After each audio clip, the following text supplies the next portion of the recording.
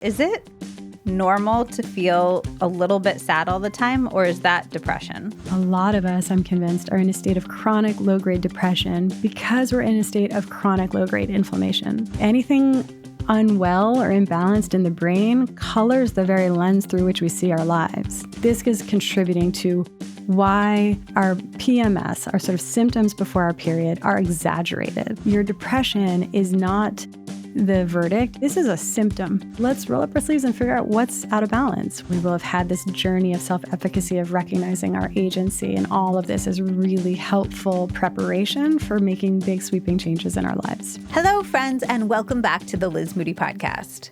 Today, we're diving into a topic that so many of us struggle with, but we do not talk about nearly enough: depression. This episode is going to cover both what we think of as clinical depression, but also that more general feeling of melancholy, of wondering if life should be more than this.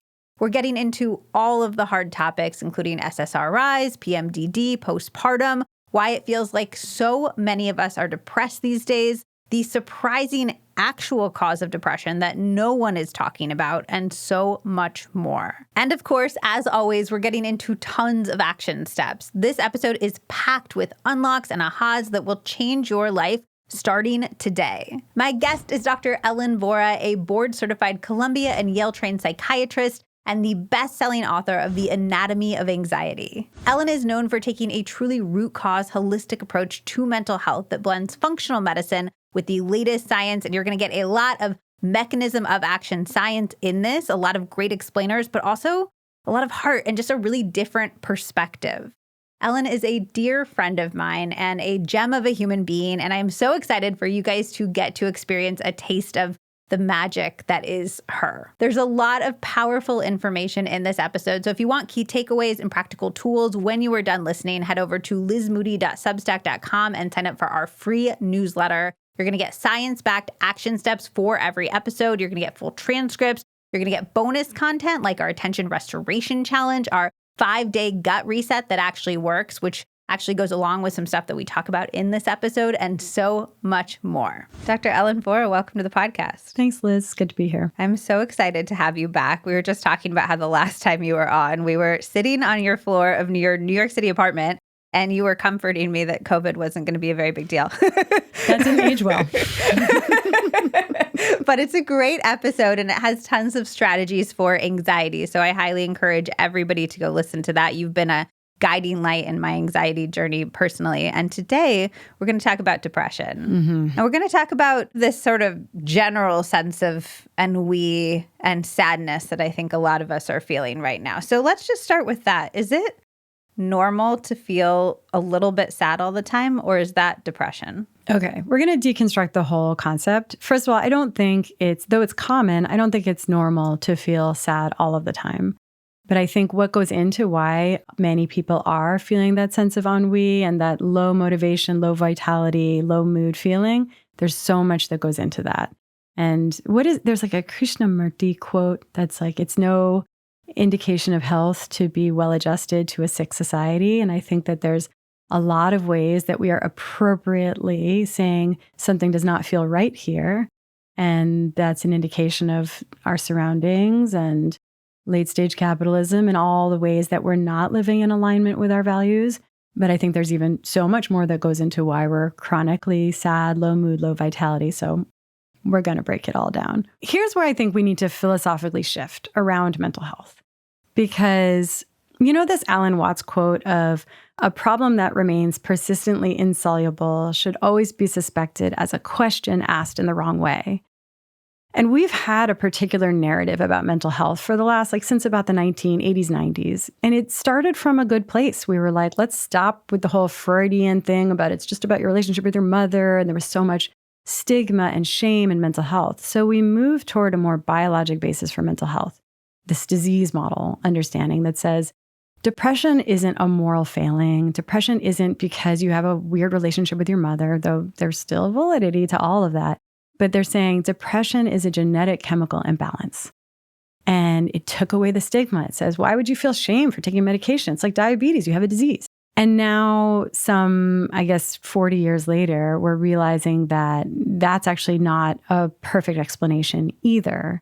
And it's been helping us in certain ways and getting us stuck in other ways. So there's some people for whom that model really works. It implies you have this genetic chemical imbalance, but no big deal. It can be corrected with a pill. And when that process works for someone, hallelujah. Like, I'm not dogmatically opposed to that journey. I am in the business of alleviating human suffering. And when that works, that's a victory. I'm also now 13 or so years into practice, and I'm aware of the millions of people for whom that system doesn't bring them adequate relief. So we just need a new way of thinking about it. And I think that we need to move away from what do you have and moving more toward what's going on. What do you have harkens back to the glory days of conventional Western medicine, where we realized, oh, you can have a bacterial infection. That's your diagnosis. And that implies a particular antibiotic. And that allows you to achieve a cure. And like, we want to get back to that so desperately. And psychiatry really wants to legitimize itself as a science. But with chronic diseases, with amorphous problems with mental health, it doesn't work so smoothly because depression isn't necessarily an entity the way a bacterial pneumonia is. It isn't necessarily a serotonin deficiency or like a Prozac deficiency the way we've been taught. And so we have to grapple with the fact that it's not what do you have, like saying you meet criteria for depression, that's what you have. That's actually not the final verdict. That's the beginning of the inquiry. That tells us, how are you manifesting imbalance? What symptoms you get? You get depressed. Okay. So we know how it manifests in you. Naming that can be very grounding, but it does not tell us the etiology. It doesn't tell us what's going on, what's causing those symptoms. When I realize that someone's meeting criteria for depression, then we roll up our sleeves and say, what's causing this? What's going on in their body? And it's usually two types of imbalance. There's physical imbalance, or there's psychospiritual imbalance. Physical imbalance with depression, it's some lack of vitality. It's usually happening on the level of mitochondrial function, on the level of this is a brain that is missing some kind of fuel that it requires to have full optimal function. Blood flow, fuel source, not being bombarded with inflammation, maybe not being chronically exhausted. It's a brain that's not getting its needs met. It's showing up as a lack of vitality. And then a psychospiritual imbalance can look like unresolved trauma, ongoing socioeconomic stressors, living out of alignment with our values. That's that Krishnamurti idea. And then also unmet needs, because we are human beings and we have certain fundamental needs. Need for community, need to feel that our lives have meaning and purpose, need to feel that we're being of service and making a contribution. I think we have a need for play, a need for pleasure. We have a need to make our unique art. And I think that the last piece of psychospiritual imbalance is that we have so much unmetabolized grief. So when someone's depressed, I'm not thinking the end, I know what this is. This is a Zoloft deficiency. I'm going to cure them with a pill. I've been down that road too many times and seen how people still struggle. They might get help a little bit initially, sort of shrug, like, I think it's helping, I'm crying less. And we can talk about what's mechanistically happening there. But then over time, someone's right back to feeling no motivation, no pleasure, no hope, no joy. And I don't want to leave someone high and dry. I want to roll up my sleeves and say, we don't just accept that you're feeling this bad. There's something contributing to this. Let's investigate, get to the bottom of that, address it at that level. Okay, there's a lot to unpack there.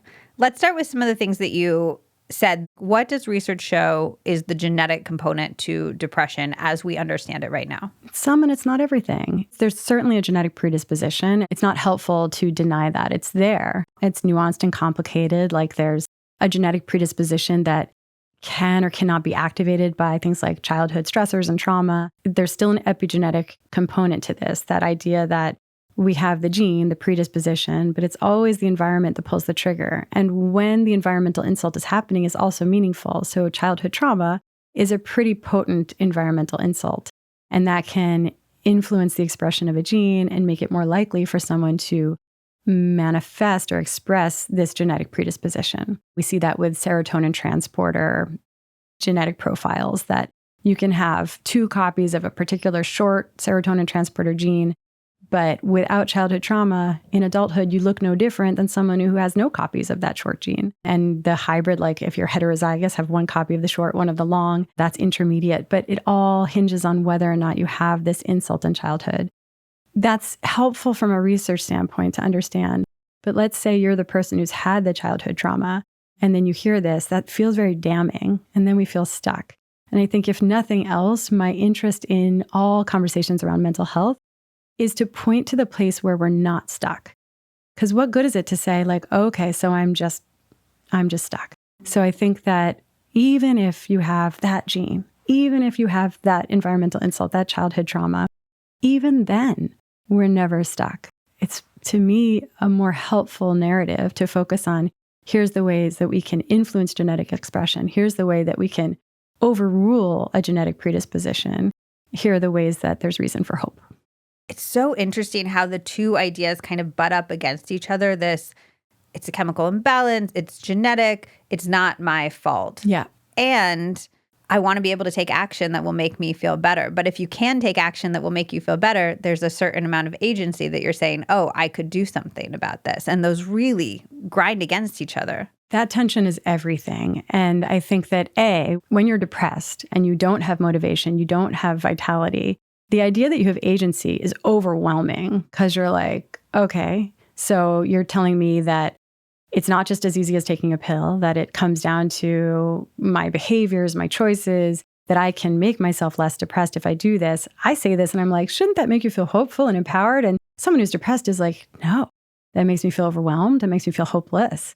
And like, I don't even want to get out of bed now. I feel just completely overwhelmed by that calculus of like, now I have to do all this stuff, but I don't even have enough energy to take a shower. It's kind of critical to recognize that we start in the most microscopic changes, and you just need to start turning the ship around, because with each little microscopic change, you get a little bit of incremental progress. They become keystone habits. We witness ourselves doing something for ourselves. There's self-efficacy in that.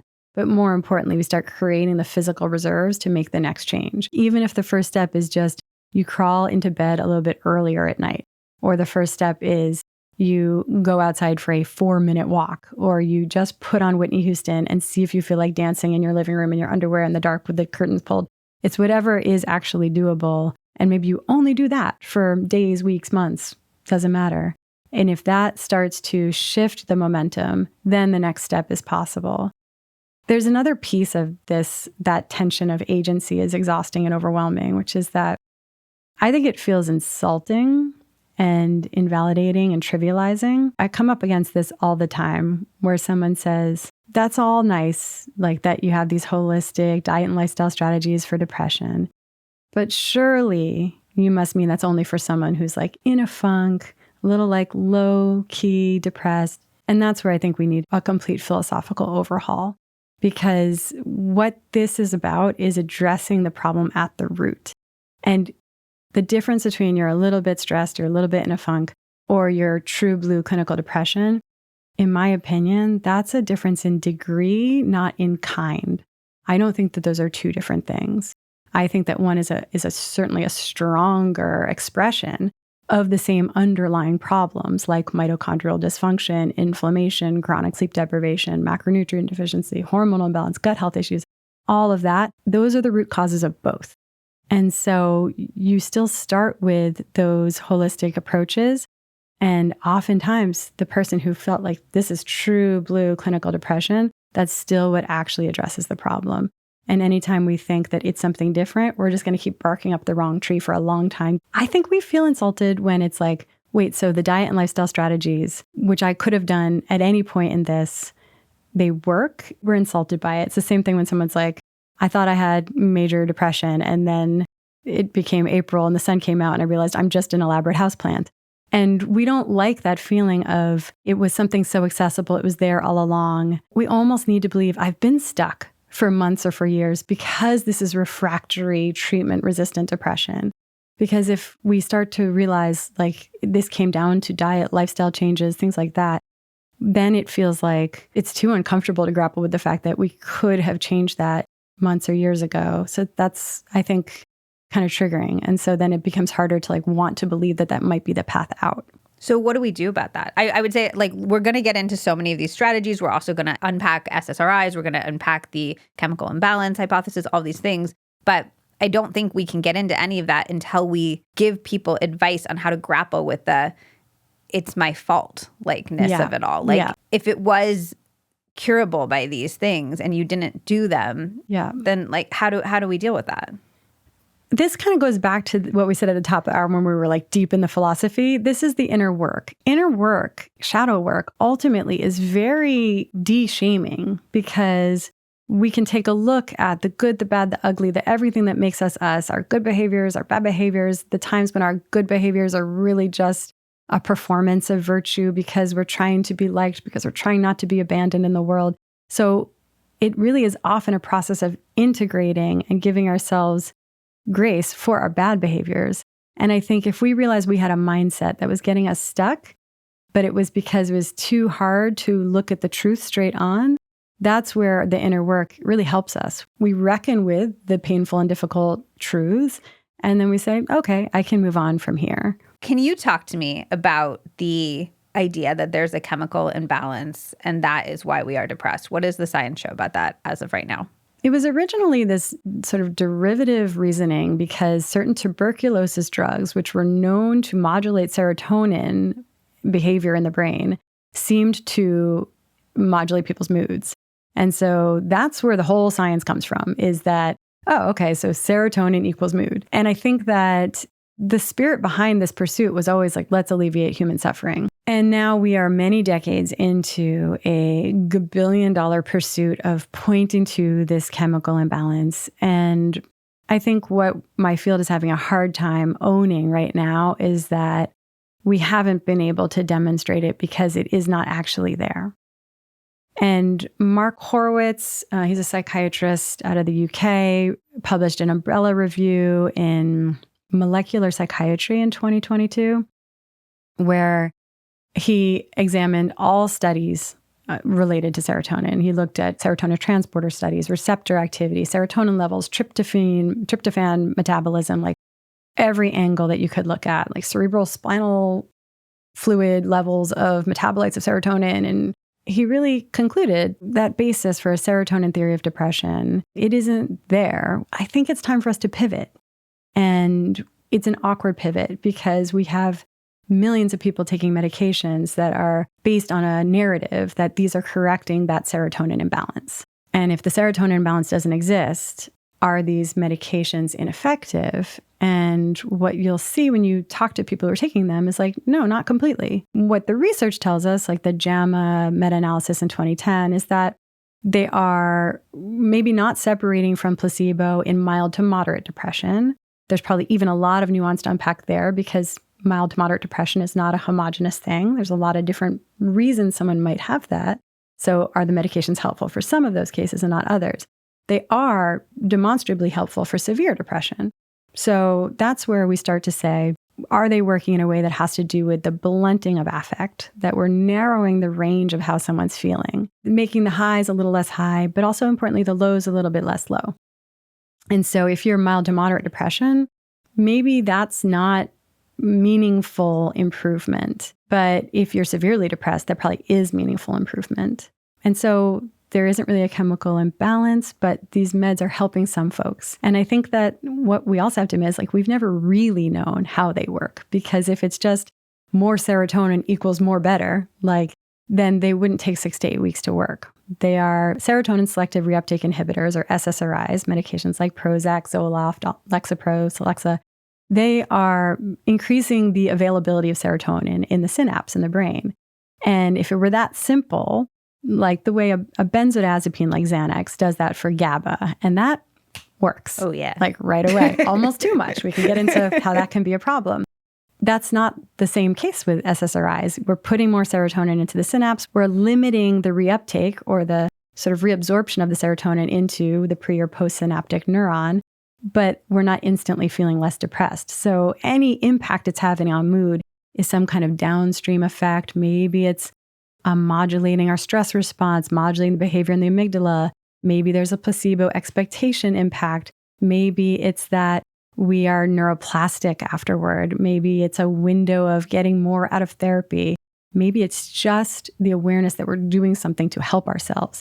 Maybe it's that we're finally being looked after and cared for and witnessed by a practitioner. There's a lot that can go into why it might be helpful.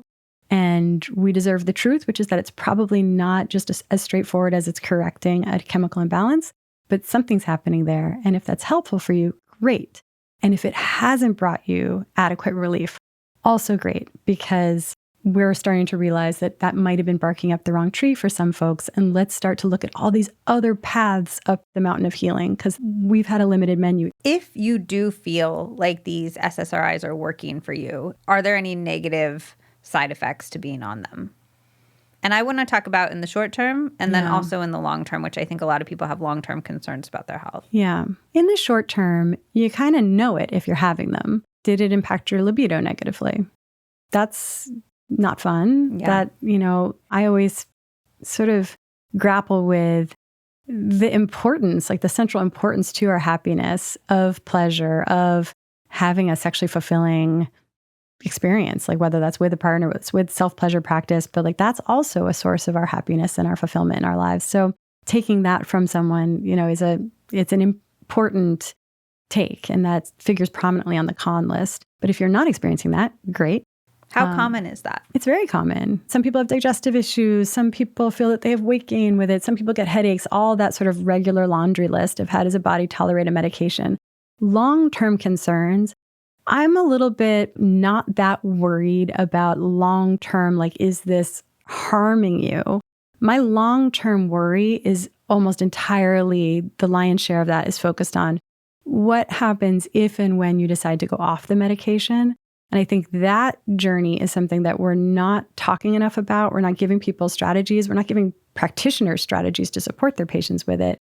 And the result is that we don't have upfront informed consent when we're initially prescribing it, because we don't say, and should you one day decide to or need to go off of this medication, here's what could happen. And then we're just not supporting people through that process, and it can get really harrowing. Let's talk about that then. What happens when you go off these? For some people, nothing. For some people, no big deal.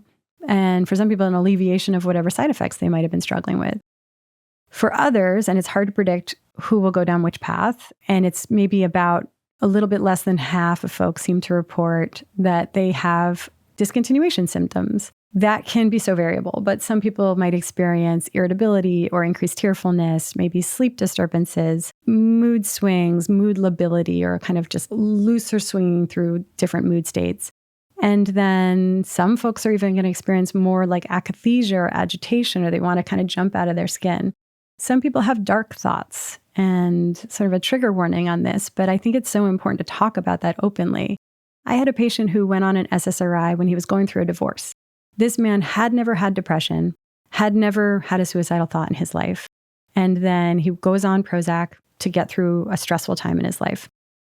When he goes off of it, he became suicidal. So to me, that's a perfect illustration of the fact that this was not a relapse of his prior state. His prior state was not depression. This was a withdrawal state that can have dark thoughts. And that's the thing I want people to recognize and just know is if they're going off medication, they might feel fine at first. Then there might be a bump in symptoms around 2 weeks out, and then again around 2 months out. It kind of is a mirror image of when we start someone on SSRI and we say, this might take 6 to 8 weeks to work. It seems to also take about 6 to 8 weeks to unwork. And so someone might be suddenly feeling more depressed, more tearful, maybe even suicidal. But it's about 2.5 months after they stop the medication. So we don't know to attribute it to the withdrawal. Humans don't work well with that time frame. And so people are usually saying it's a relapse, or they're saying this is just my circumstances, and they don't think to attribute it to the withdrawal. And that's a misattribution. We're saying relapse for something that's actually withdrawal. And the reason this is important is that there's things we can do to mitigate that withdrawal. We can go much more slowly, tapering much more slowly, rather than taking 2 weeks to go, half the dose and then go off. Sometimes I'm taking 6 months to a year to get somebody off of a medication. Doesn't mean that they're stuck on this medication. Often it's more like you're not even on a therapeutic dose for those final 6 months of the process. We're just supporting the brain and building back receptors, building back neurotransmitters, kind of this slow growth process. We're just supporting that, and we're just staving off withdrawal. The person's not even really medicated for the second half of that taper. They're just not in withdrawal. I think it's powerful just to be able to call it withdrawal, because then when we're tempted to say things are as doom and gloom as they feel, we can remind ourselves, or am I seeing the world through the lens of withdrawal? Is it making things look a little darker right now? Yeah, I mean, that's the tricky thing with all of this is your brain wants to say like, no, this is how it is. This is how it will always be. This is why mental health will never be the same kind of disease as diabetes, is that anything unwell or imbalanced in the brain colors the very lens through which we see our lives. Yeah, I've struggled with that. When you've gotten to be on the receiving end of texts where I'm struggling with that, and you're like, no, I believe this is a false mood, and I believe you will feel very differently about this thing in a week or 2 weeks or a month. But it's hard to believe it at the time. It's really, really, really hard to believe it at the time. Impossible. I mean, anybody who's ever had a period like has a firsthand experience with a false mood, right? It's like the day before your period, you feel like unlovable, like nobody likes you, everyone's mad at you, and everything feels impossible, and everything bothers you. And like that's a very perfect illustration of a false mood. That is a hormonally generated mood state. And it feels very real. And I think there's actually beauty in moving through these different outlooks, because in a weird way, that follicular phase where we're like, everything's cool, everything's fine, nobody bothers me, that's also a false mood. It's just that that's a false positive mood. You know, that's where we are falsely okay with everything. So I think the truth is in between, because the luteal phase, the kind of truth serum of those days before our period, where any injustice feels enormous to us. Like, I think that that's not just false irritability and bitchiness. I think that that's that we've lost our tolerance for bullshit. So we kind of want to just hold all of it a little lightly. Like, that's the real thing here, is that we're so caught up in our stories and our narratives, and maybe we want to hold all of it more lightly. But I do want to just double click on what you said, which is that what we are perceiving as this is a sign my SSRIs are working, that I feel this terrible when I'm off of them, is in fact often withdrawal from those SSRIs. It's not a sign that the SSRIs were working. I have so many patients over the years who tell me like Lexapro saved my life. Mm-hmm. And what it always ends up being is that they were in some kind of crisis or stressful time in their life. Or maybe it was like they went on birth control pill. They were in a false mood. They were depressed. They went on Lexapro. Was it helpful at that phase? Shrug, kind of, I don't know. I started crying less. Okay. So we saw that narrowing of affect. And then a year goes by, circumstances change, they're feeling better in their life, and they're thinking like, maybe I don't need this medication anymore. It'd be nice to not have to like go to Rite Aid every week. And so, or every month. And so then they go off of it, usually without support from a prescriber or very inadequate support from a prescriber. They go off rapidly. 2 weeks go by, they think, that's cool. Like I didn't need that. It turns out I'm fine. 2 months go by, they're thrown precipitously into a state of withdrawal. They feel really bad. They're in crisis. They realize, oh, I needed that medication more than I realized. It was actually working. It was actually helping. This is me underneath the medication. And so then they go back on it. They feel often pretty instantly, dramatically better. Not the way SSRIs work, that 6 to 8 week delay. This is the way nothing feels as good as scratching the itch of withdrawal with the withdrawn substance itself. That's treating withdrawal with the withdrawn substance. So that's like a sign in itself that what you are dealing with is withdrawal, not the SSRIs were working and now they're not. That's right. And so then someone feels better and they think, thank God for that Lexapro that just saved my life. And it turns out like, this is my best friend. This has always been helping me. I didn't even realize it. And honestly, it gets someone back to a place where they're intact and okay. So nothing here is broke. We don't need to fix that. But I do think we deserve the full true narrative there, which is that it helped alleviate its own withdrawal. It saved you from a problem it created. And it's like having a headache because you don't have caffeine and then you drink the caffeine and your headache goes away. It's just like that. And we can still decide we prefer a life with coffee. And even if it means it can create a withdrawal that it can alleviate, and then we say, coffee saved my life and saved my migraines. But I think that we just deserve the full truth. And maybe a life with the SSRI is the life we choose. Maybe the life with coffee is the life we choose. These are all very valid choices. we deserve to know that these are powerful substances, and anything that has the power to help can have a withdrawal. We don't know why that narrowing of affect is happening, though, because that does seem to be the common thing that people point to that's helping them. People report is like, my highs are lower, but my lows are higher. Yeah, which in mild to moderate depression is a little bit of a toss-up, whether that's improvement. I'll usually see someone say, I'm crying less often. And then in severe depression, that is a pretty meaningful improvement because for the most lows folks. are The lows are so low. And so all-consuming. You can decide whether or not to include where I'm about to go with this. But it creates an interesting counterpoint to psychedelics. Can we go there? Oh, I was going to ask you about psychedelics. Fabulous. So the fact that part of the way SSRIs, that we perceive them and experience them as working, is that they do blunt affect, so we're crying a little bit less often. That can look like health. But one thing that's been interesting as I support patients through whether they decide to work with ketamine or psilocybin and take a psychedelic path through alleviating their depression, part of how those medications work is actually through eliciting crying. And it's almost like you have this big therapeutic, cathartic purge and a very big cry, and you feel better afterward. And I think that's such an interesting counterpoint, is to tamp down the crying is what we're calling health, but actually is perhaps eliciting a very big, emotionally cathartic cry, resolving something in a more meaningful way. I don't know. It's something I'm just watching, contemplating, but the psychedelics and how they're treating depression, it seems to be, when it works and when it's appropriate and indicated, it seems to be more of a fundamental resolution than the way the SSRIs are kind of helping someone maintain a state of euthymia or sort of lifting them up their threshold from not being in the depressed range. It reminds me of something that all the grief books that I've read and people keep saying to me on my grief journey is cry, don't hold in the tears. The tears are part of the thing that's going to get you to the other side of this. This is it, is I think we're due for a cultural rebranding around crying. Because right now, when we cry, we think that's the problem. The first thing we do when we start to cry is we apologize. We say, I'm sorry. And then we try to squeeze it back in and make it as brief and small as possible, because we think he who crieth the least is the strongest person. And so we don't want to be a burden. We don't want to make people uncomfortable. We don't want to mess up our makeup, whatever it is. So we tamp it down. And then we feel good about that stoicism. And it's we're literally pathologizing crying. Whereas I think we got it wrong. And I think crying was actually always the medicine. This is the wisdom of our body, giving us a much needed opportunity to have a release, to move through our emotions and our feelings, to arrive at an endpoint that's alleviated compared to where we started. Interestingly, a component of our stress response, it's called ACTH, or adrenocorticotropic hormone, comes out in our tears, but only our emotional tears, not if we're chopping an onion and crying, comes out in our emotional tears. It's almost effectively cutting the stress response off at the root. So I think that this is a big part of what we're grappling with that general low-grade ennui, low vitality, is that we have so much unmetabolized stress, so much unmetabolized grief.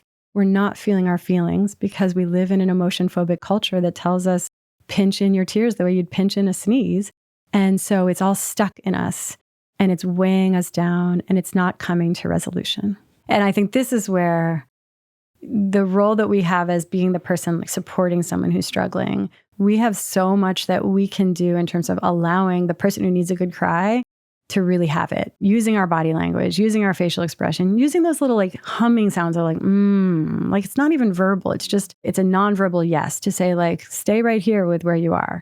And then I will, at this point, I'm so interested in getting my patients, my friends, people in my family to push it to 11, not just accept a middling cry. I want them to have a full process.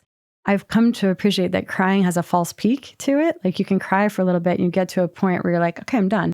And then you can catch your breath and you can start talking again. And actually, if you're lucky, you just catch a quick breath there and you dive back in. Because if you can dive back in at that point, you go very deep into the cry. And that's where you get into this grimace that's stuck, and you're accessing that fine line between what feels tragic and what feels transcendent, and the most exquisite poignancy of the human experience. We get to it there in that deep 11 moment of crying, and none of us get there ever. And that's, I think, part of why psychedelics are such potent medicine, is that they get you there. They permission it, they disinhibit it, they get us to that point. I think we get to a lot more resolution of our trapped emotions after that. Crying softens us. It's not the pathology, it's the medicine. You keep mentioning this grief. Do you mean a societal grief? Do you mean individual grief that we're not allowed to express? What do you mean by that? I think it's an interesting question. I haven't thought as much about societal grief, though I do think we carry collective grief. Like the pandemic, we still have a lot of unmetabolized grief, a lot of unmetabolized resentments. We just have so much that's like, we're like a family system that's dysfunctional. Like, let's not talk about that. But I think that I'm really talking about individual grief. And grief can certainly be you've lost a loved one, you've lost a pet, it can be all of this, but it also can be other losses. And it can even be things that wouldn't be typically thought of as losses, but they're changes and they're transitions. So a divorce, a pregnancy loss, these are big losses that we need to mourn properly, but also a job change or even like having a child and the transition change, the role transition that comes with that. So all of these have mourning to them. And we're just culturally not in the habit, and we don't have the skills for how to properly be with that, nor do we have the time and space in our lives to properly be with it because it's inconvenient and nonlinear. And who among us has that time? I remember the summer after I lost my mom and I was pregnant and I kind of got my dream job. And I was going to take on a project with like a hero of mine. And I would sit down to try to work on this project. And then a tsunami of grief would hit me. And I would just find myself on my living room floor, like writhing and rolling around and like just pregnant and grieving and crying and pushing it to 11. And I had to email him and be like, I don't think I can. And that was even a privilege to be able to not have that income that summer and to be able to be like, I'm not going to maximize income, career, ambition. I'm not going to maximize anything right now. I'm just going to make space to grieve. And we don't all have that privilege. We don't all have that opportunity. And so I think that there's all these societal factors that are also preventing us from properly moving through our grief. If somebody's listening and they recognize themselves in that list you gave of things that could be reasons we're grieving, can you give them maybe one thing that might help or one little action step they could take to begin to process that? Is it putting on a sad movie and trying to turn the crying up to 11? What should we be doing with that? I think you try a bunch of different things. So Pixar or sad music and having a good big cry, and you'll know for yourself if that helped or not. Like you might feel afterward like, I feel a little lighter, or that might have left you feeling worse. I know that there was a point when I used to go see a therapist in med school where I was like, this is helping me. And then there was a point where I was like, this is hurting. This was digging a groove deeper. And I was like, I'm not sure I need to keep going in every week to like dig that groove deeper. And so you'll sort of know for yourself which you need. I think that if it feels at all resonant, or if you have space for this kind of outlook, to open up a dialogue with the person, with whatever you've lost. And for most of us, we bristle and we're like, that feels goofy, that feels weird, it feels awkward, it feels diluted, and if it's not for you, that's completely okay. For me, like sitting on my bed with my hands on my, at that time, like pregnant belly, and basically asking my mom to come to me in my dreams, to come talk to me, to dialogue with me, that was immensely helpful. And I didn't know that that was something I had access to until I tried. And now it's like a constant, ever-present dialogue in my life, ever-present relationship. And if for anybody who has a strained or complicated relationship with somebody that they've lost, it's my husband who put this best. He's like, I think once they've passed over, like it's a more fully actualized version of them. All that same baggage and blockages and tensions that we used to have with them, like that falls away. So it's just like this pure cosmic connection that we have with them. So it's not for everyone, and there's nothing to force here. But if you feel like you might just be open to giving it a try, having a dialogue, sitting down and just trying to talk with them, journaling to them, asking for a sign, reading Laura Lynn Jackson's book Signs, like any of these I think can bring a lot of comfort. And if it doesn't work for you, that's okay too. And there is no wrong way to grieve. And it's just hard. We should not berate ourselves if we're stuck for a really long time in grief. It's really hard. Yeah, it's interesting. I was listening to Arthur C. Brooks on a podcast. He's from Harvard. And he talked about how spirituality, he believes, is one of the 4 key components of happiness. Yeah. And it's one of the ones that many, many, many of us are missing. And that does not need to be organized religion. It can be a sense of awe at nature. It can be coming together and singing. It can be all these things. But that is this core component of happiness from all of the research that he's done at Harvard. Yes. And Lisa Miller at Columbia has also researched this in a beautiful way, especially around the topic of depression, that basically having any spiritual worldview or practice and like agnostic about like how spiritual is that spiritual worldview. It could just be like, I like going and sitting among the trees. And it could That's be what anything. my dad says the High Sierras is like that. That's his spiritual communing place. I mean, and he loves it. That's highly sacred. And so basically it's anything where you have a brush with transcendence. You know, that could be singing in a church choir. It could be going to a church, or it could be looking at art at a museum. It could be playing with a puppy or a baby. It could be listening to music. It can be time in nature. It can be surfing. It's so many things, a brush with transcendence, but it's protective against depression. And I think that it's not to say we want to force a spiritual outlook on anyone. It's more that we deserve to know it's protective against depression. I know when I was depressed, I thought that I was like smarter and more like I was sort of this like misanthropic, skeptical, angry thing. And I was like, I saw someone with their spirituality that was protective against depression. I like resented it so much as to judge it. And now I'm like, no, it's actually really helpful. And so, but I think that at the time I could only feel negativity toward it. And now I realize that it doesn't have to look one way. And it's not necessarily a form of delusion. It can really be as simple as giving ourselves permission to ask the questions, wherever we're going to land on that.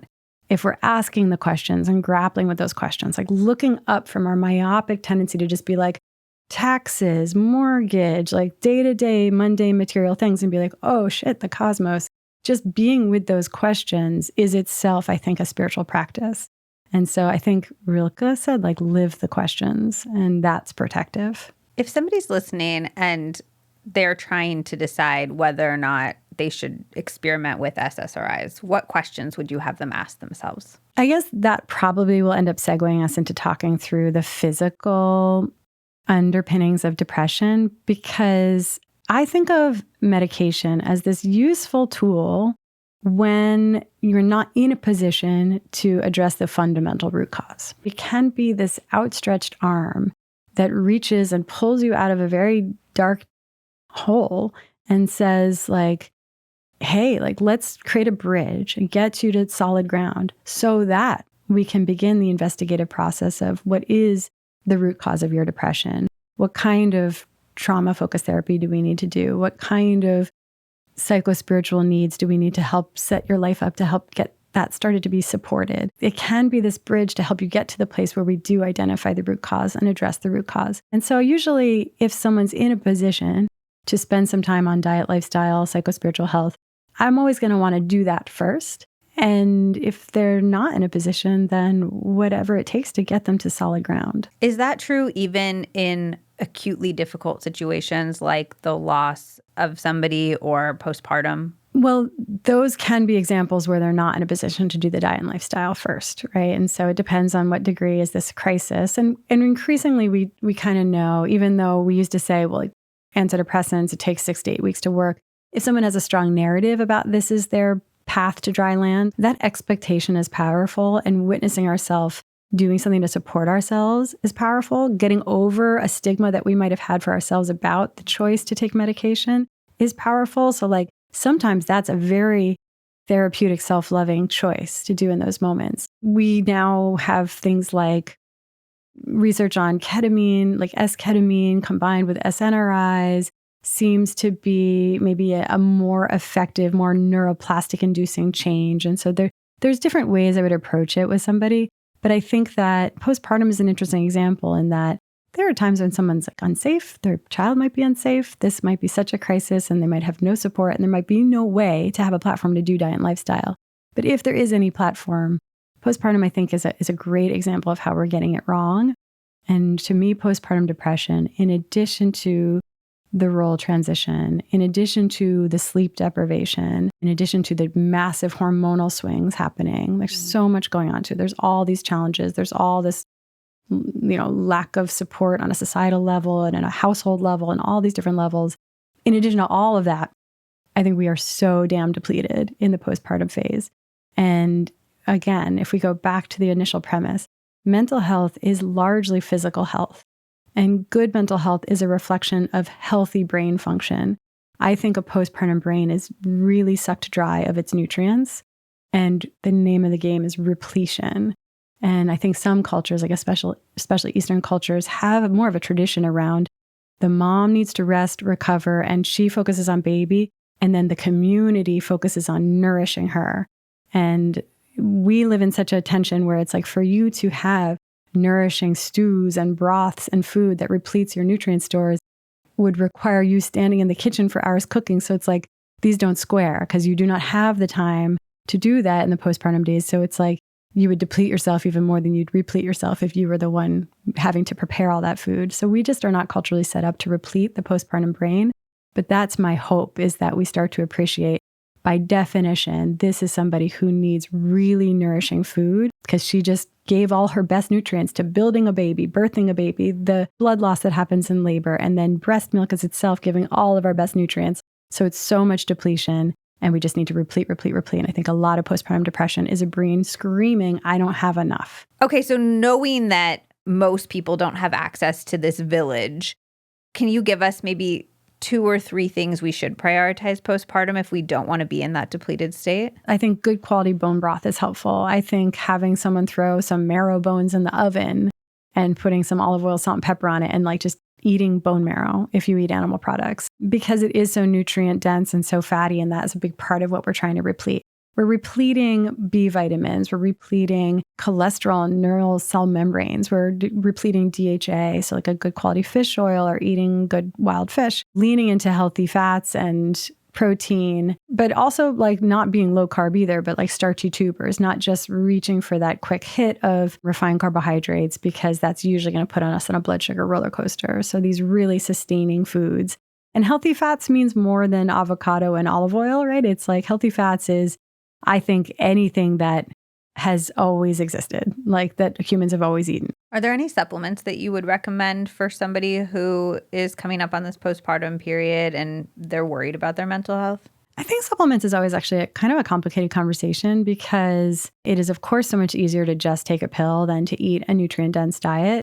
But I think that while it can be helpful in these temporary therapeutic intervention windows to take a good quality multivitamin with methylated B vitamins, to take a good fish oil, I think that that's helpful. I don't want it to be an opportunity cost where someone says, I'm doing this and therefore I don't have to focus on nutrient-dense foods. I think that for whatever reason, our bodies always do better with it coming from food, and it's more bioavailable. It's the real thing. I think it repletes us more effectively. But I think it is a phase where it's hard to do the nutritional scavenger hunt effectively at any phase of life, but especially the postpartum phase. So a good quality multivitamin, like continuing your prenatal, can be good.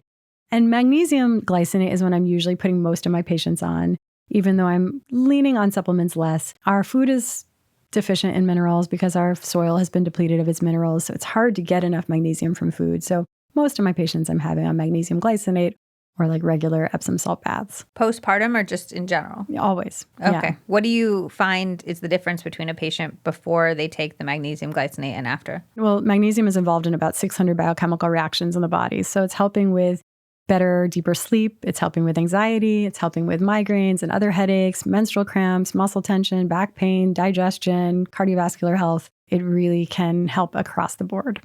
The postpartum conversation is interesting because it points to one of the things that I see people talking about the most when it comes to SSRIs generally, which is, yes, if you can do all of these things, it's great. We live in a society that does not allow for us to do all of these things, and then we shame people for taking the medicines that help them. Yeah.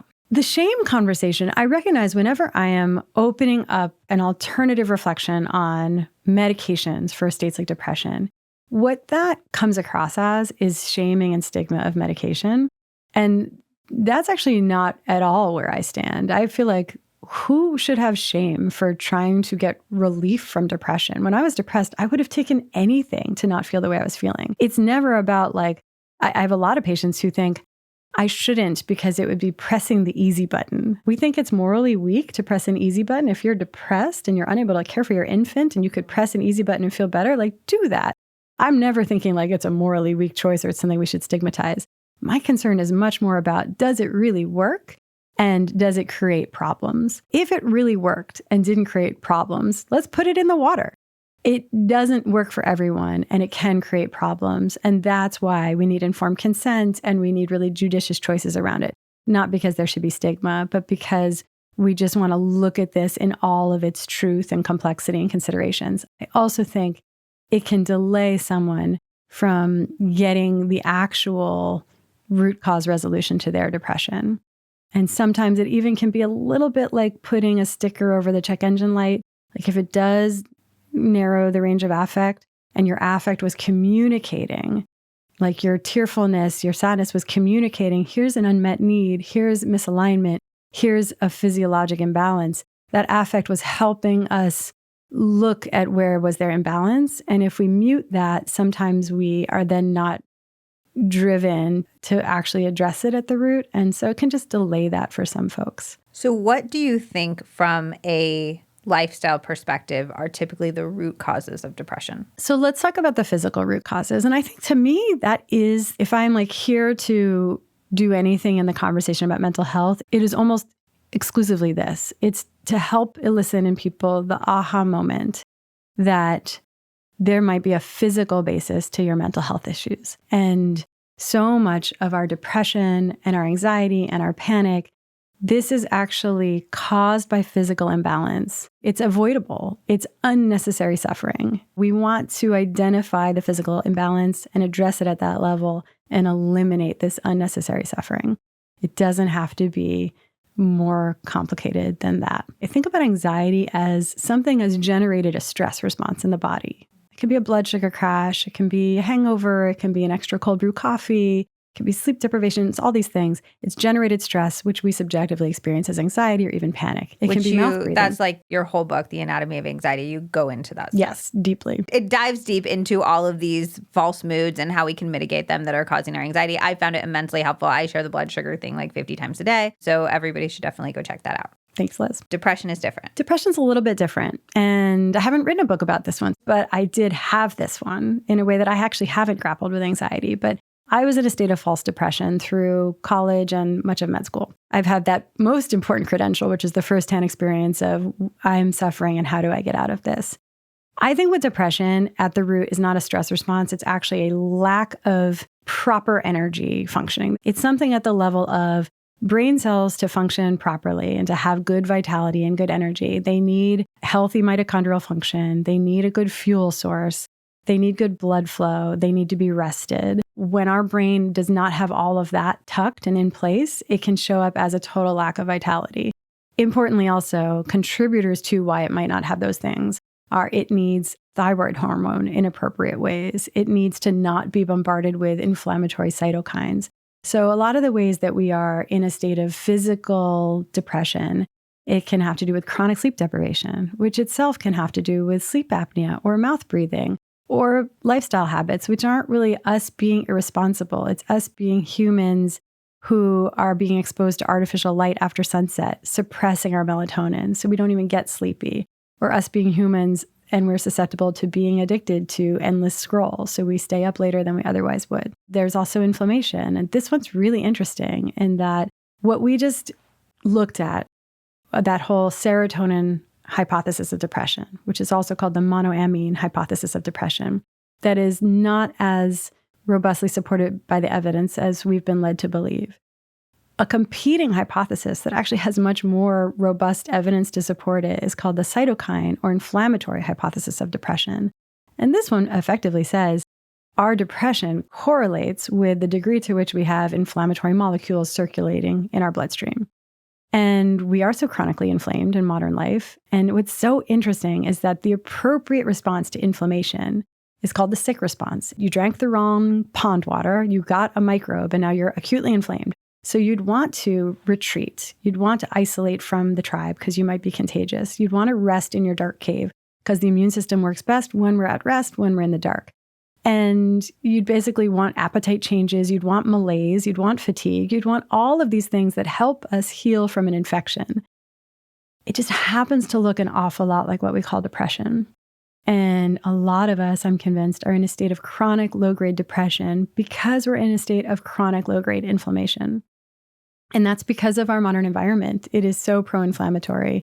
And that harkens back to our inflammatory exposures from our ultra-processed foods, even to the fact that we decimate our gut flora with courses of antibiotics, and the fact that we're not exposed to dirt and fermented foods and all the microbes from just a less hygienic life. Our immune system misses out on that tolerance training that it can develop when we have a diverse ecosystem of bacteria, fungi, parasites in the gut.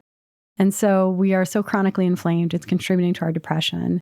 And we can do something about this. We can eliminate some of the sources of inflammation. We can add in things that soothe inflammation, ginger and onion and garlic, and healing the gut. So prebiotics and probiotics, fermented foods and starchy tubers. Ghee is helpful. Collagen and bone broth are helpful. Glutamine is a helpful supplement. But healing the gut lining, colonizing the gut with a diverse ecosystem, and just making sure we're not continuing to provoke the immune system, all of that can help lessen inflammation and improve depression. Nutrition's a big one. It's like such an unfun topic these days because I've gotten the criticism of my book of like, it's giving diet culture. And I don't know, I think that this is such a delicate balance of we are overwhelmed with the mixed messages and the tribal warfare around how to eat and what's the right or wrong way to eat. And I understand, and yet I will not stop beating the drum of the fact that sometimes what we think of as heavy-duty refractory mental health issues is just vitamin B12 deficiency. And a brain that's deficient in vitamin B12 or folate or iron or magnesium, all of this can contribute to depression. And it's sometimes that simple. And somebody can go years, decades, really not thriving, not feeling their best. And it's because they're chronically anemic or chronically deficient in a particular micronutrient. So if somebody's trying to figure out the root cause of their depression, you just named a lot of different things. Yeah. And that can feel really overwhelming. Where should they start? It depends on their capacity. And in a way, like you can start by trying to eat more nutritious food and prioritize better sleep. Like you don't have to choose one or the other. Often for most of us in modern life, these are all playing some role. But I think that usually working with a naturopath or a functional medicine internist can be a good place to start where they can evaluate your idiosyncratic imbalances. But that's not always, I mean, sometimes that's prohibitively expensive. I always think like the books written by naturopaths and functional medicine docs, these are usually their life's work poured into 250 pages and that you can get for $12. or for free at your library, you know? And Yeah. so if you don't have the ability to see a practitioner in this way, I mean, there's also group models. There are different ways that people are making the treatments and the information accessible, but they've usually given so much of their life force into making this explained clearly and well in a book. That's a great place to start. And then it's really just, are you somebody who's self-motivated enough to hold yourself accountable to put some of these things into practice? Because there is an initial activation energy required. Once you're in a maintenance mode rhythm with diet and lifestyle strategies to support your mental health, it feels good. But at the beginning, there's so much activation energy. You're just aware of all the ways that you're being asked to change. And that can be overwhelming, especially if you're depressed. So you read a book like that as a buffet, not a tasting menu. You basically think to yourself, okay, they've just laid out a spread of different things to try to alleviate my depression. And I'm not going to try all of these things. I'm going to think for myself, what's the one thing or two things that feels most accessible, resonant? We kind of know inside, like, maybe that is me, that speaks to something in me.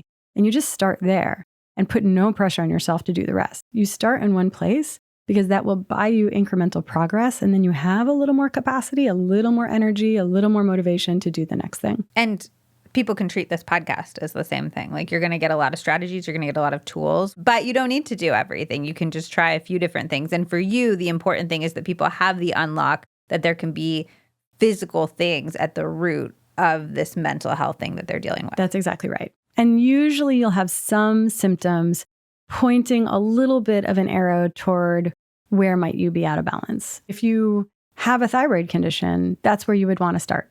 And in depressed patients, something like 20% of people with depression have some kind of undiagnosed or subclinical thyroid condition. And thyroid conditions are very common.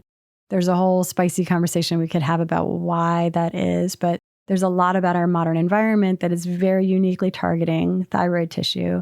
And so then we are having underperforming thyroids, which is a guaranteed pathway to mood changes. And in the textbook, they would say hypothyroid creates depression. Hyperthyroid creates anxiety. In my clinical experience, either creates either. But what you see most commonly is Hashimoto's thyroiditis or hypothyroidism, underperforming thyroid. And it almost seems to me like someone toggles between states of depression and anxiety, but many people are not textbook in how they show up symptomatically. So if you suspect that, the first thing would be to try to address your thyroid things as much as possible. I think that's tricky too. Are there other little signs that it might be like, oh, there's inflammation at play here. Oh, there's microbiome at play here. Yeah. And with thyroid, it feels important to point out that if you go to see a conventional doc and you want to get your thyroid checked, because you're like, I'm cold, I'm constipated, my hair is falling out, my skin is dry, I can't lose weight, and I'm depressed. That's like textbooks, like you might be hypothyroid. And they'll be like, okay, sure, fine. And then they will check your TSH and your T4 and they'll say, you're fine, bye. It's all in your head. You kind of want to push for what I always think of as like this Picasso cubist look at the thyroid.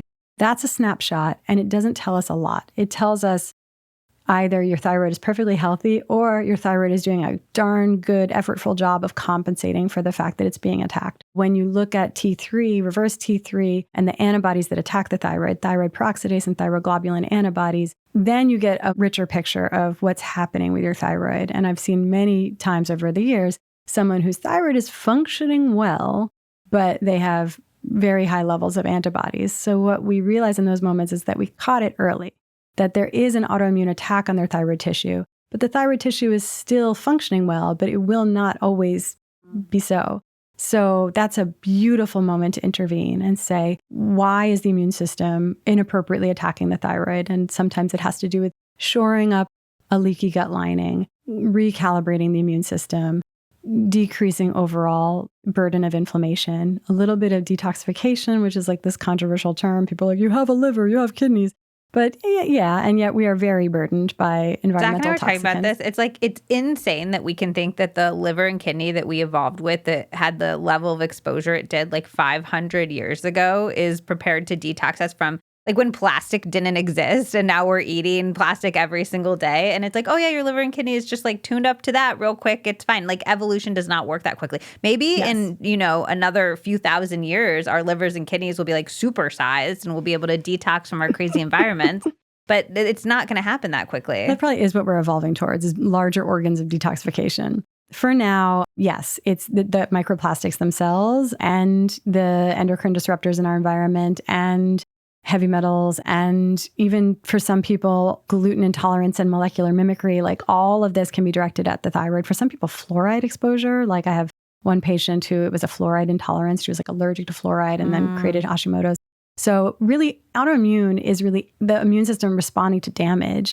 And for whatever reason, thyroid tissue is vulnerable to deposition and damage. And then the immune system sees it and thinks, like there's inflammation, there's injury here and we need to address it. And so anything that's creating damage in the thyroid. So we do want to support detoxification. And then that can look like sauna, it can look like dry skin brushing, it can look like jumping on a trampoline, it can look like eating bitter herbs, bitter greens. There's so many different ways to support this, but you'd want to do something. And traditional cultures often had a fasting practice, a sauna practice, a sweat lodge. Like there's different ways that traditional cultures already kind of knew, like once in a while, we need to give the body a rest and support a release and a catharsis. Somebody listening to this, just to kind of bring it all home, if they feel like they might have mental health issues? Would you say get your thyroid looked at? Would you say everybody should be getting their thyroid looked at and trying to ask for even more testing than might be conventionally ordered? A great set of labs to get if you want to start to investigate the physical basis for mental health issues would be that Picasso look at the thyroid. You'd want to look at vitamin B12 and folate. It's helpful to look at what's called a complete blood count or a CBC, where you're looking at your iron levels. And then sometimes a red blood cell magnesium level. It's a little bit more niche. CRP, or what's called C-reactive protein. That's for inflammation, That's right? for inflammation. Sometimes looking at homocysteine for inflammation. And then everything related to insulin resistance. So you'd want to know your fasting insulin. You'd want to know your hemoglobin A1C. You'd want to know blood sugar, because then you're getting a picture of, this is something we certainly come by, honestly. Our modern food landscape is refined carbohydrates and coffee drinks that are secretly milkshakes and rosé all day. And we are just on a blood sugar roller coaster. It's so much more than our sweet little bodies can handle. And so we are, so many of us, epidemically in a state of insulin resistance. And that just fatigues the insulin receptors on every cell of our body, but certainly our brain cells. And then our brain cells are trying to help us. They're trying to function well. They just can't appropriately get the fuel that they need, and they poop out. And so then that can look like depression. That can look like dementia. That can look like ADHD. It can look like a brain not functioning optimally. Yes, it's helpful to test that, but even before you have those results back, it's probably helpful to see what you can do to support insulin sensitivity in your body, which generally looks like less of the added sugars and refined carbohydrates. Easier said than done, I know. But the good news is more protein, more healthy fats, which is the broader list than just avocado and olive oil. Like, this is actually a juicy, nourishing, delicious way to eat. It's just not what we're told is healthy. And then it also looks like activating the muscles in the legs. So whether that means you stand up and do a few squats or you take a 10-minute walk after dinner, but basically any opportunity you have when you're typically sedentary, typically well-fed, and your body is just in a state of insulin resistance, if in those moments you can move the muscles in your legs, then those large muscles will put up their insulin receptors, and it shifts the whole milieu in the body toward insulin sensitivity. What are 3 specific things that you think help the most with your own depression? This is not widely generalizable. For me, I had to get off birth control. I had to go gluten-free. I needed community. Birth control was the lion's share of that problem. And this, I'll sort of tell it through the lens of a patient of mine. I had a patient that I treated years ago. She came to see me. She had already been highly therapized, highly medicated for years and years. Had tried every cocktail, every regimen. And I knew that her mental health history had started when she was about 16. She had started birth control pill when she was 16. And then she had become depressed and started antidepressants when she was 16. She never thought to attribute it to the pill. But even if she had, I know, like me, she would have walked into her prescribing practitioner's office and be like, I think I'm crying every day since starting this. Like, I literally said those words to my GP, and they were like, you seem stressed, sweetie. And so, I bought that. I didn't know I was being gaslit. I was like, that's true. Okay. And so I went back and stayed depressed on the pill for many years. But it's a teaching moment for me now. I never overlook the potential role for exogenous hormones. And so off the pill, she wasn't depressed anymore. We didn't need all of this other apparatus that was scaffolding her mental health. It really just all hinged on this was a side effect. It's not true for everyone. I'm not in the business of denying the benefits of contraception. Like, this is liberatory. This is really critical. But we want to have the full conversation about the whole menu, the relative pros and cons of all the different options. And if you suspect that it's affecting your mood, then let's just reconsider it, as maybe that's not the right formulation for you. That's, to me, a very sobering tale. What I've gone through in my own life, I needed to get off birth control in order to be happy. Gluten, that's unique to me. I'm the daughter of a celiac. I was chronically inflamed with all these other symptoms of inflammation, cystic acne, IBS. I couldn't poop to save my life, polycystic ovary syndrome, ocular migraines. Like, my body was screaming that something was not right. And none of that really corrected until I got off of gluten. And then community. Like, I really actually changed my mental health when I finally found the right friends and finally had a life rich with community. That's the one that's harder. That's not actionable. I can say, get off of seed oils, but to be like, find your people is really hard to do. So that's something where we have to listen for the little micro signs along our path. We have to be able to take that sacred pause and discern, these people fill my cup. These this interaction was life affirming, this one not so much, and just to keep nudging our path toward the life affirming. And I think sometimes making very proactive choices to orient our lives around community. Like at this point, my life is entirely designed around community. And that comes with sacrifices that to me are more than worth it. I think that's something that people don't talk about. Is I was talking to somebody recently at this conference that I was at, and they had made the choice to live in a city that was maybe not their ideal city, in a type of house that was not their ideal house, but they lived next door to two of their best friends. So 3 families had chosen to live side by side in these houses. And they were like, it was a sacrifice and it was 100% worth it. Yeah. And I think sometimes we're trying to live in our ideal place, live in our ideal house, and get this community. And we need to prioritize. Yes. Yeah. And those sacrifices are not even hard to make. And we should be so lucky to be in a position to make those sacrifices. Like if you found the people that fill your cup and make your life work, any amount of sacrifice you can do to design your life around spending more time with those people, you will never regret. And it just ends up being that life is better. And that's what we know about human health and happiness, is that our happiness comes down to the quality of our relationship, full stop. And modern life is increasingly setting us up for more isolation and disconnection. And so it requires very proactive counter mainstream choices to design our lives around building community in. And that's so much more than worth it. And I just want to touch on the birth control thing for a second, because I do think it's such a tricky topic. And we have like the rise of the trad wife movement, which everybody knows I'm not very for. And I'm a strong feminist.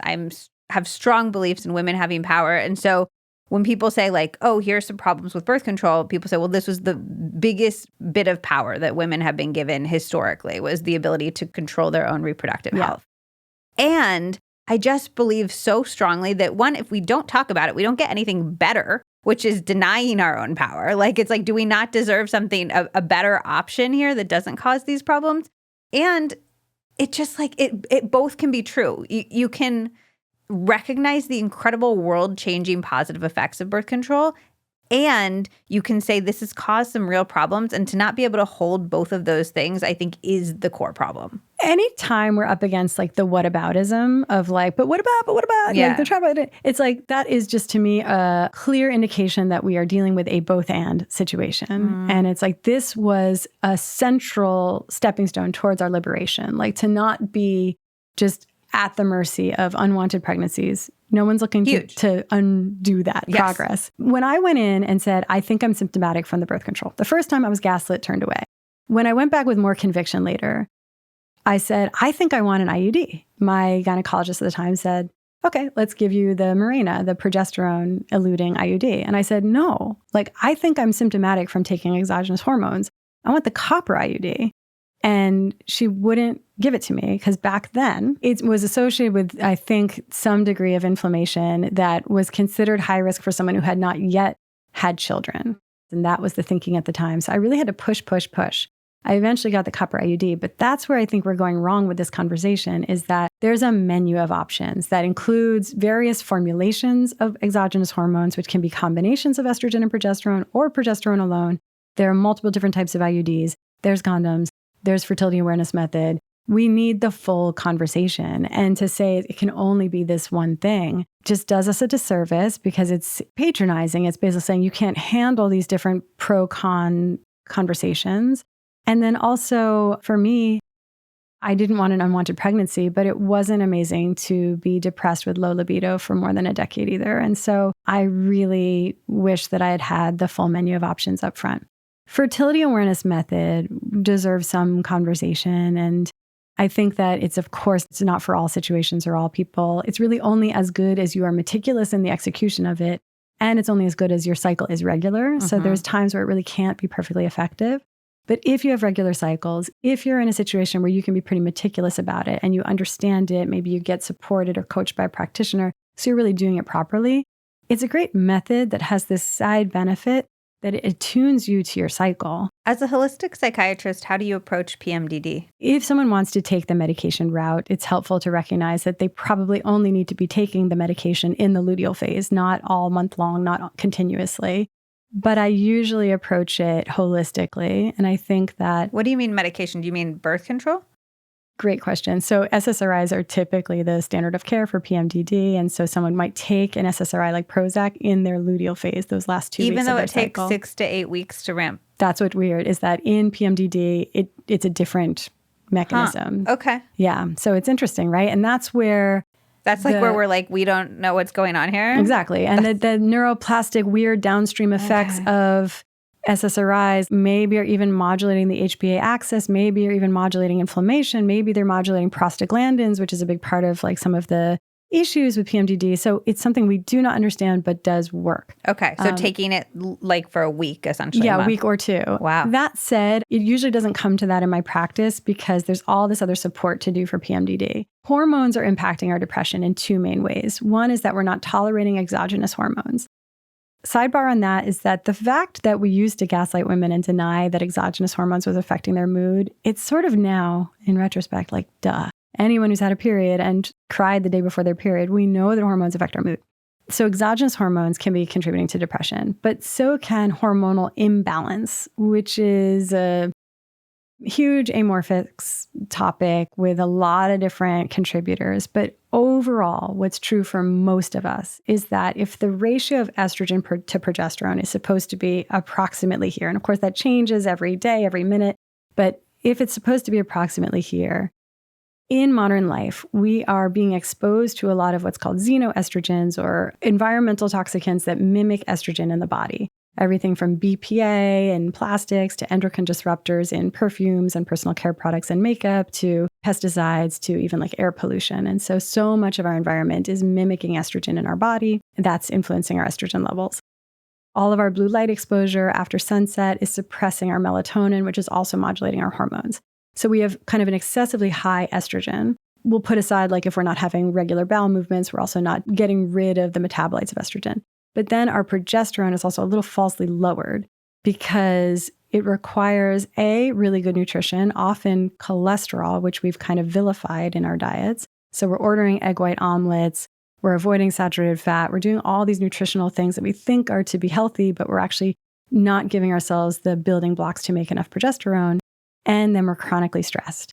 We're not acutely once in a rare while stressed. We are chronically all the time, every day stressed. And I'm open to this not being the most current science. I don't know what they're saying today. I know what we said when I was in med school, which is that there's something called pregnenolone steal, which basically means the precursor pregnenolone that we use to make progesterone is also the precursor that we use to make our stress hormone cortisol. So the body is triaging. It has a certain finite amount of pregnenolone. And it says, I'd like to use it to make some progesterone today.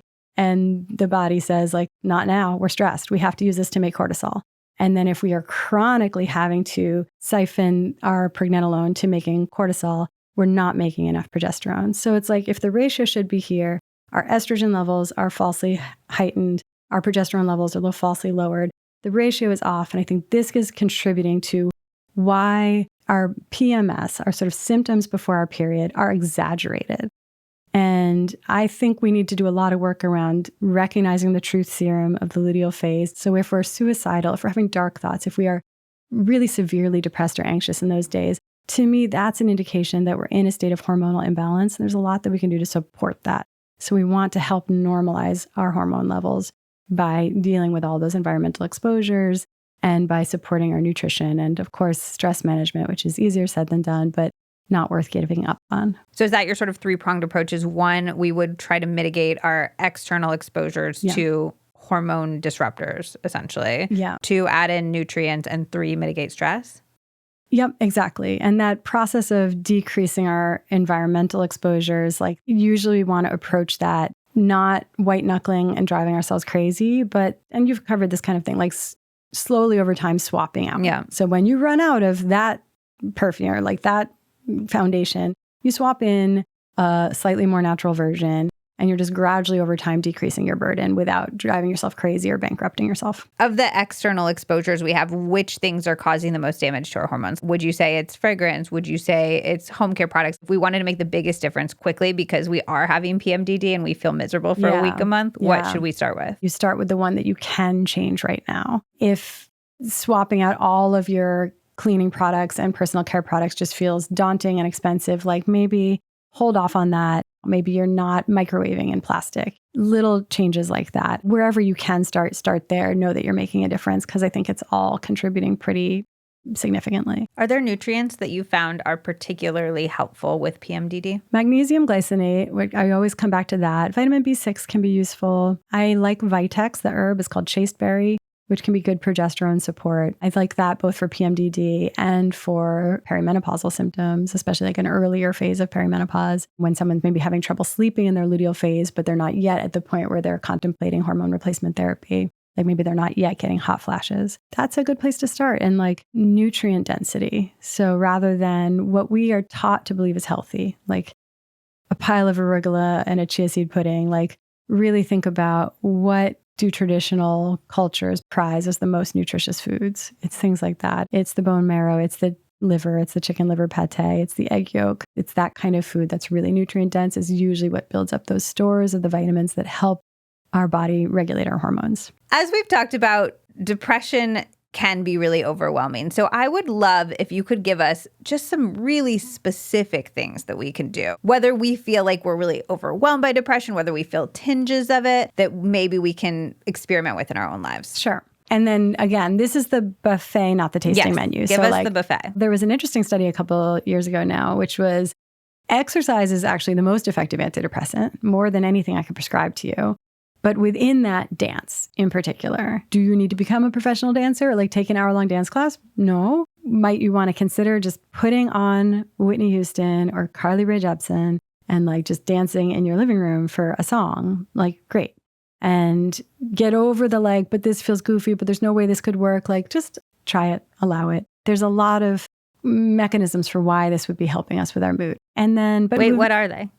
Because I saw that study when it came out too, and I thought it was really interesting. Yeah. And it is interesting that talking about traditional cultures, almost every traditional culture has some sort of dance practice. Yeah. Movement practice. So this is me just riffing on why I think dance might be useful. Movement alone is useful, and like the blood flow that comes with that is beneficial. Music seems to have something to do with what is sacred about the human condition. It is uniquely human because our temporal lobe, where we're hearing, is so tied in with our memory centers and the emotional centers of our brain. So there's just something about how our mood is so closely connected to like what we are hearing and taking in through sound. I look at cultures that like dance as a community, and I think that this is a way that we're entraining with each other. We're syncing up. I think it helps us align and like feel a oneness with the people around us in our community. And it's goofy and it's a release and it's purgative and cathartic. We don't take ourselves so seriously and it's fun. My sister did part of her PhD work around drumming, and it's like mental health benefits, which I think is really interesting. It can induce a theta wave pattern in the brain. It can induce a trance state. Like all of this can be therapeutic.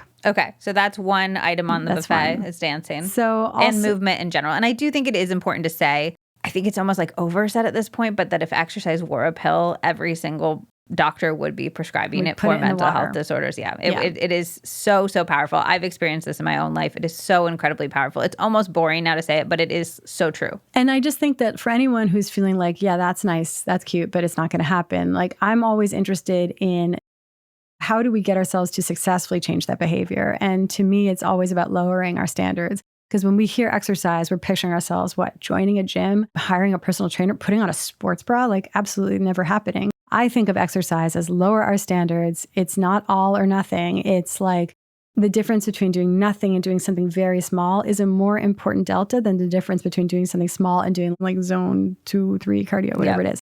So we often let, am I doing the perfect thing, get in the way of doing anything? Exactly. And so a 10-minute walk after dinner, fabulous. 2 squats in the middle of the afternoon, amazing. And Whitney Houston, like you can kill all those birds in one stone and just like have a little dance moment in your life. And like this can be 2.5 minutes and it's still meaningful. So anything small. I think that's helpful for people just to hear. Here's this doctor, this world-class doctor, and she's saying that it will make a difference. These little things will make a difference. They do.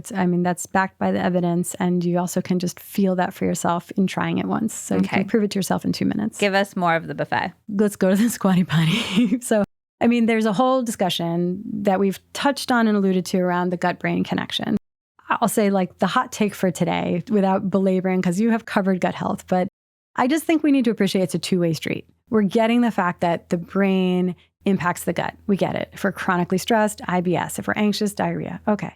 But it's a two-way street, and the health of the gut is impacting the brain.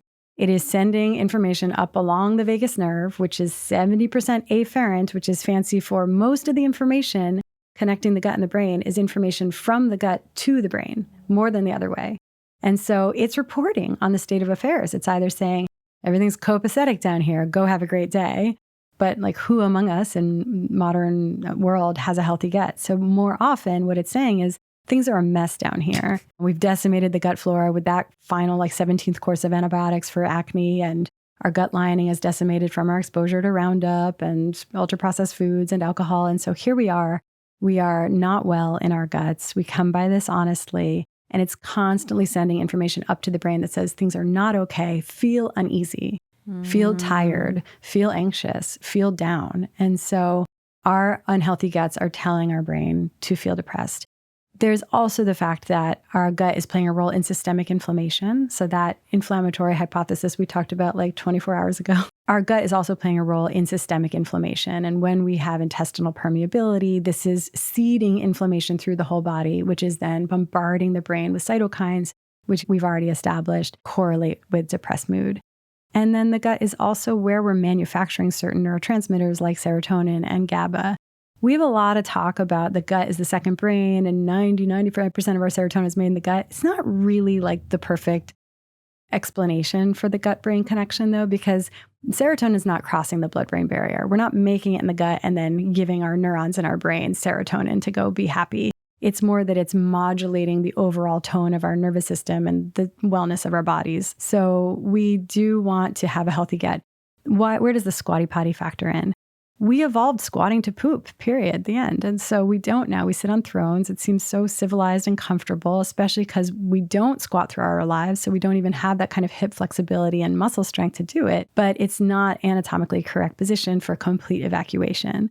So the workaround, the harm reduction strategy, is to have a little stool at the base of your toilet that you rest your feet on. And that way you can approximate the proper squatting position, even if you need to be with your body weight sitting and resting. And it helps with everything from IBS and chronic constipation to hemorrhoids. And it's like a $24 thing that has biologic plausibility, and it's non-invasive and it's safe and it's inexpensive and it can change your life. And so you think that eliminating properly is going to help our gut be healthier in a way that's going to support our mental health? Absolutely, yeah. When we're not eliminating properly, it's all backing up. We are not getting rid of metabolites that our body has decided is waste product and should be out of our body. It's compromising our digestion. It's creating inflammation. It's leaking into our bloodstream and seeding systemic inflammation. It's compromising our ability to absorb the nutrients that we need. Focusing on the health of the gut is central to depression. And in functional medicine, we'll often say fire in the gut, fire in the brain. If there's inflammation in the gut, there will be inflammation in the brain. I have come to believe that if your gut is not well, it's very hard to be fully mentally well. So Top we need to start 3 there. things for gut. If we say squatty potty's 1, give us 2 more very specific gut things. I always think about gut healing as remove what's irritating the gut, add in what soothes the gut, create the conditions for the gut to heal. This is influenced by Chris Kresser. But basically, remove what's irritating the gut. It's a little different for all of us. It's the unfun part of the conversation. Ultra-processed foods, unnecessary courses of antibiotics, antacids, arguably, and then certain foods like conventional American gluten, for some folks, idiosyncratic random dietary intolerances like egg. Add in what soothes the gut. Bone broth, collagen, glutamine, ghee, fermented foods, starchy tubers. For some people, prebiotics, probiotics. And then create the conditions for the gut to heal. More than anything, that's actually rest. All of that housekeeping and restoration and repair work only really happens when we're in a state of rest and relaxation. So that one we actually have to take most seriously, even though it's the hardest to do. Squatty potty fits in that. And then vagal tone is really helpful. So anything that we can do to support juicy vagal tone can help us heal the gut. And that can be things like humming, gargling, chanting, certain kinds of massage. For some people, cold showers or cold plunging, which is a whole, is that for everyone? Is that for men and women in the same way? I think probably not. But overall, anything we can do to tone vagal nerve activity can help the gut heal. When you put on your Whitney Houston song, you can sing it while you dance. So, and then you're 2 birds, 1 stone. Exactly. Okay, so we have Although singing Whitney Houston, I'm immediately like, don't tell people to do that. That's like too hard. It's just we would throw out our vocal cords. Yeah. Do like Taylor Swift or something that's more easier. Here in Whitney's internet, we should not be trying. We have dancing on the buffet. We have squatty potty on the buffet.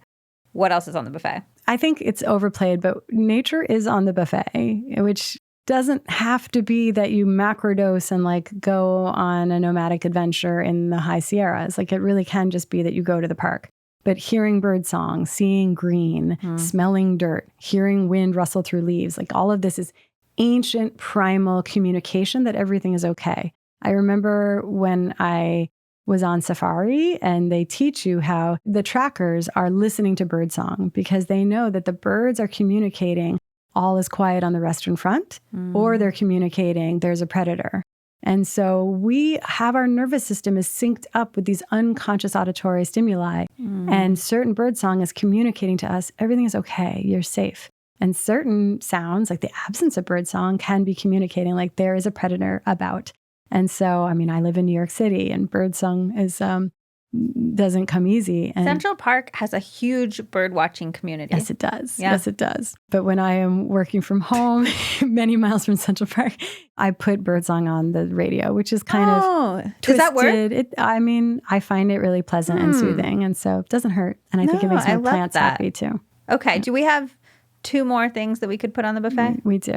Community is also one of these things that's probably ancestrally tied into our signals of safety. On that proverbial savanna, we weren't the fastest species. We weren't the strongest species. We were the ones who figured out how to communicate effectively, and that's the only real reason we prevailed. So when we feel connected, a sense of belonging, we feel safe. And when we feel disconnected or isolated or even ostracized, to our DNA, it feels like it's a matter of life or death. As we discussed earlier, this one's less actionable than saying like, take weeknights off from drinking. But this one is something we need to actually make one of our highest priorities, is just to make sure that we are putting shots on goal, building the field of dreams of like, here's the way I would like to socially connect with people. And it's a useful filter because the people who will say no are probably not the right fit. But the people who are like, I also want to watch reruns of Sex and the City while baking gluten-free carrot muffins and sitting around and drinking matcha, whatever it is, there's going to be a kindred spirit there. So we want to actually very uniquely prescribe, here's what would feel good to me, and see what sticks, see who shows up to that. This is match theory. This is my, do you know match theory? You're the queen of this. And so basically, the person who like doesn't, you sent the text after the date and then they don't come back, like, great, you filtered them out early. Amazing. Like it's such good information to have. So put your whole self out there because that's how you're going to get the community that resonates with your whole self. Exactly. Yeah. Okay. Yeah. Maybe there's one more thing on the buffet, which is just we need to repair our sleep. We need to do that in a realistic way. The definitive solution is probably moving off the grid and raising chickens and making our own sauerkraut and defenestrating our phone deep into the ocean. But what we can do is crawl into bed a little bit earlier so that we're not getting overtired. That point when we've pushed past that window when our body wants to go to sleep, and then we secrete stress hormone. It makes us tired but wired, and then it's hard to fall asleep. We want to go to bed at that sweet spot when our bodies are perfectly tired. It's more or less 3 hours after sunset, give or take a little bit. And then having a pair of blue blocking glasses is goofy and weird, but again, like the squatty potty, safe, non-invasive, biologic plausibility for why it works, and it can change your life. So some kind of good quality blue blocking glasses you put on half an hour before bedtime. Maybe you put it on at sunset and wear it till bedtime, and not keeping the phone on the bedside table for a million different reasons. But promoting better sleep, dancing, squatty potty, healing the gut, sometime with nature, sometime with community. That's a pretty good recipe for supporting the physical and some of the psychospiritual dimensions of our depression. And then if you can push your crying to 11, you're on a good path. Are there any other myths that you think we haven't talked about around depression? One myth about depression is this very fixed mindset view of it, that it's how we're wired. We can back up that story. We can say, but my mom was depressed and my maternal aunt is depressed and my sister's depressed and I'm depressed. And yes, what we've brought forth is a lot of seeming like circumstantial evidence, but really epigenetic phenomena travels in families, habits, traumas, travel in families. It doesn't necessarily tell us that you're stuck. And I think the problem with that, it's just how I'm wired belief around depression. It's ultimately not hopeful. It tells me this is who I am. It's the way I am. It's the way I will always be. And that I'm stuck. And when our current menu of offerings, CBT, therapy, medication works for you, then that story about depression is okay because it's like, this is who I am, but it can be treated. But when our current limited menu of offerings fails you, or it worked for a little while and then it doesn't anymore for whatever reason, then it actually really entrenches this hopelessness. That's where I want to intervene and say like, no. Like we had the whole narrative wrong. Your depression is not the verdict. It's not your genetic chemical destiny. This is a symptom. This is just a communication from the body suggesting something is out of balance underneath. So let's roll up our sleeves and figure out what's out of balance. What's your unmet need? What's your misalignment? What's the unresolved trauma? What's your not having a squatty potty? And so what we really want to do is then figure out how we support someone's depression. And that's where it's a growth mindset understanding. This isn't how you're destined to be. You're not stuck. This is a symptom. It's pointing to imbalance. Let's figure out what that is and address it. And you don't have to be suffering.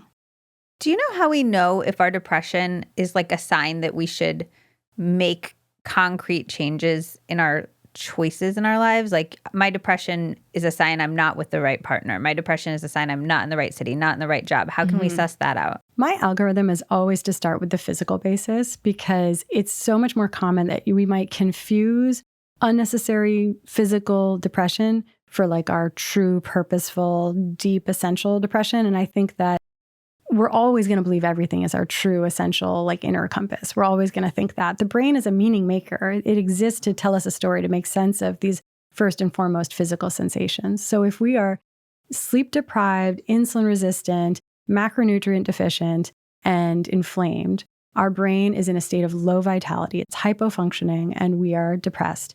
And so then our mind, this meaning maker, will say, I know why I'm depressed. It's because of all of these stressors in my life and the misalignment here. And it'll just really tell us a heavy duty story about our circumstances. But then what turns out is that if we address all that physical imbalance, often the depression goes away. So it was never really this deep, essential inner compass truth. When you address all the physical basis for depression and something remains, whatever is residual there, I do tend to think is our purposeful inner compass depression. And then it's pointing, and only really do we know what it's pointing to, but usually we actually have some suspicion. And so then the practice is less about how can I feel less depressed, and it shifts. The question becomes, what is my depression telling me? And the task at hand becomes getting better at slowing down, getting still, paying attention and listening for what's the call to action baked into that symptom. And it can pertain to our relationships or our career, our job, or where we live, some way that we are living misaligned with our values. And I think that usually if we slow down and are okay to not shame ourselves, give ourselves lots of grace for maybe something we've known for a decade and haven't acted on, like we need to move out of a space of beating ourselves up for something we've known for a long time, because that's what makes it safe to say, okay, I do actually know deep down inside, here's why I'm out of alignment with my values. And I feel like if I try to get into alignment, it's going to blow up my life, but I probably will suffer more not acting than acting on it. And we're going to be so much more equipped to have that clarity if we've taken care of all of the other stuff. Equipped and resilient in the face of that challenge, and have more clarity and have a more hopeful outlook. And we will have had this journey of self-efficacy, of recognizing our agency. And all of this is really helpful preparation for making big sweeping changes in our lives. Love that.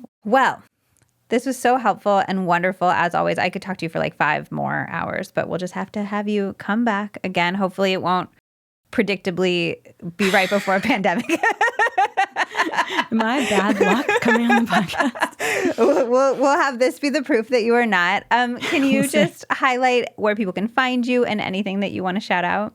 Yeah, I'm pretty active on Instagram. I'm at Ellen Vora, MD, and my first book, The Anatomy of Anxiety, comes out in paperback on April 29th. And then my second book, The Season of the Witch, is coming out June of 2026. And everybody should scroll through your Instagram and look for the post that you did not say was inspired by me, but was inspired by me. And they can guess which one was. There's so much that I do in my life that's inspired by you. Because I think we're kindred spirits in how some might say overthink. I think appropriately think about all of the different choices we make in our lives. Yeah, Vimal and Zach might disagree, but that's okay. This is wonderful. Thank you for coming on. Thanks, Liz. If you have a friend or a partner or a parent who has been struggling with their mental health, who's maybe confused about all of the noise on the internet about depression, who maybe just doesn't feel good and does not know where to start, please, please send them this episode. I really hope that it brings a sense of hope. I hope it brings a sense of calm, and I hope it brings some much needed clarity and information. Make sure that you are following the Liz Moody Podcast on Apple Podcasts, on Spotify, or on YouTube. Following the show means episodes will show up right in your feed, so you will never have to miss out on one. You'll never have to miss out on information that could change your life. You'll never have to go searching in the search bar for it. Follow the Liz Moody Podcast. The show is totally free for you to listen to thanks to our amazing brand partners. I am so picky about the brands that I partner with. I basically use these mid-roll advertisements as a time I can recommend great products and help you save money on them. So if you want to support the podcast and save money on these incredible products that I personally use and love, head to lizmoody.com/codes for a full list of our current discounts. For bonus content, transcripts, action steps for each episode, sign up for our newsletter. It is called The Takeaway. You can find that at lizmoody.substack.com. And of course, come say hi on Instagram. I am at Liz Moody. I share tons of behind the scenes of my real life. I share what I do for my mental health, which has been a real struggle, as many of you know, and so much more. Okay, I love you. I really hope this episode was helpful, and I will see you on the next episode of the Liz Moody Podcast. Oh, just one more thing. It's the legal language. This podcast is presented solely for educational and entertainment purposes. It is not intended as a substitute for the advice of a physician, a psychotherapist, or any other qualified professional.